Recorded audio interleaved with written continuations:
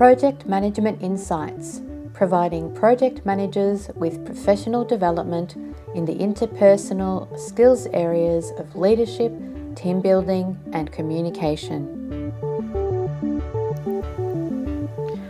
Have you noticed what happens to the way you interact with others when you want to win or be right? If you go to speak to someone to gain their support or ask them to do something specific for your project, and you meet them with the mindset that they don't know what they're doing or they are wrong and you are right, then there's no way that you're going to get what you want. There is a saying that says, and yes, it's a bit cliched, winning isn't everything. And that is really true.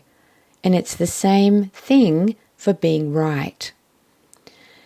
The best way to get what you want is to go in with a willingness to create a win-win mindset. And yes, it's probably one of those things that you've heard before and you think, oh, please, just give it up. Well, I can tell you now that it's a very good place to be, because when you go into a meeting or a situation in asking or wanting or needing something from someone, and you go in from this place, most of the time you are going to get what you want. Things just come into my head, funnily enough, of a small child, that picture of a small child who wants an ice cream. And they go to their mother, and what do but yell and scream and whinge and complain because they want an ice cream. They want an ice cream, they want an ice cream, they want an ice cream. What happens? More often than not, they don't get an ice cream. And yet, if they walked up to their mum and said, "Can I have an ice cream?" without emotion, simply expressing what they want, then more often than not, she would give them an ice cream. You would get the ice cream that you wanted. So it's no different when you're in a work situation with people in your teams, people outside of your teams. It's no different. So how do you create that win-win mindset, you ask? Especially if you're dealing with someone that has an attitude or believes they know everything. Now, of course, this is your belief, isn't it? You're sitting on this other side of the table or the other side of the idea of having a meeting or a discussion with these people, and you go in with the idea that, you already know what they're going to say. You already know how they're going to react. And you go in against them from the start. No different to needing to be right. No different to having to have the final say. No different to believing that they're wrong or they're going to not give you what you want. Lots and lots of beliefs here that are going to get in the road of you openly negotiating and being in a space of mutuality with the other person. So here are some tips for how to get yourself into that win-win space or the win-win mindset when you're wanting something from someone that you have a big story about. The first tip is drop your story about the other person. Now, this might be easier said than done sometimes because you do believe they have a particular attitude or that they will respond to you in a certain way. But what if you put all of that story inside a locked box just once and went to talk to the person as if you were meeting them for the first time? What do I mean when I say meeting them for the first time? Well, go in with an open mind. You never know what might happen. My second tip is speak to them as an equal. When you interact with people that you have a story about, you'll be different in what you say and how you say it. If I go into a meeting with the mindset that the other person's going to make me wrong and make them right, then everything that I say will have a defensive tone to it. Or worse, it will be combative and I'll be aggressive in the way that I speak and interact. Now, what happens when I show up like that? Well, naturally, the other person is going to be just as defensive and combative. So we go to war. Not a great place to get into a win-win situation. And yet, if I'm able, or you're able, to see them as equal, and that you both have the ability to win, even though it's not really about winning anything, then you might speak to them in a less emotional way. The whole point of this is to be able to come in a space of being non-emotional. And that's not often easy when you have this story and the person triggers you. So the third tip is to notice when you become emotional. And yes, I know that emotions are not normally spoken about in the workplace, and yet I'm sure that you will and do notice for yourself when something happens when you're in a conversation that has a shift in your internal balance. You notice that you're not feeling okay. You notice you're feeling hot. You notice you're feeling flustered. You notice that your body's tensing. You notice you're feeling anxious. You do notice your emotional response kick in.